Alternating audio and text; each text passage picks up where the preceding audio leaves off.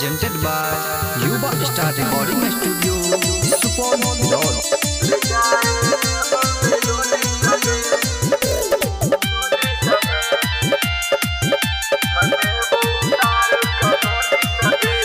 बंद करेबो डीजे तीजे मार है तो टेंट के बीचे फायर देबो सार के कपार लेके गोली फटा साथ में रहतो चार चक्का चलिए बोराई फल के साथ।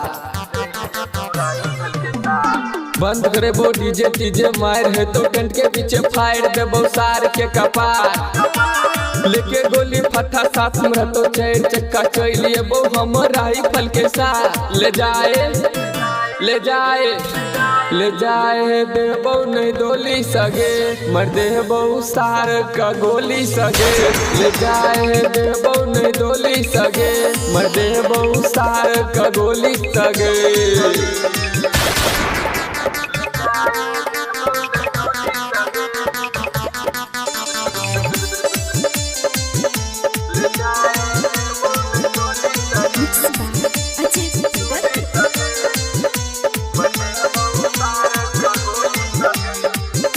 हमरा रहते तोरा के भरतई मांगे जे सार भरतो हम लैले वो जान गे।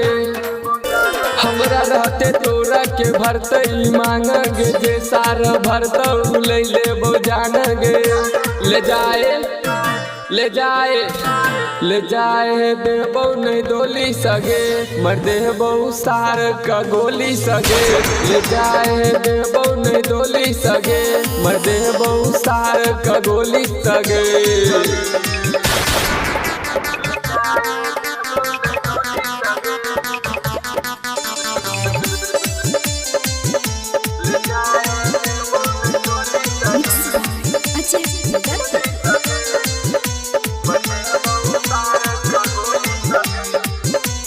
कोमल मनी संग पीके रबो टाल गे ऐतो बराती तो खिचले बो खाल गे।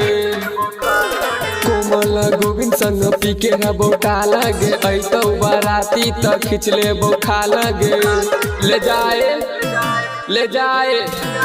जाए देबो नहीं डोली सगे मर देबो सार का गोली सगे।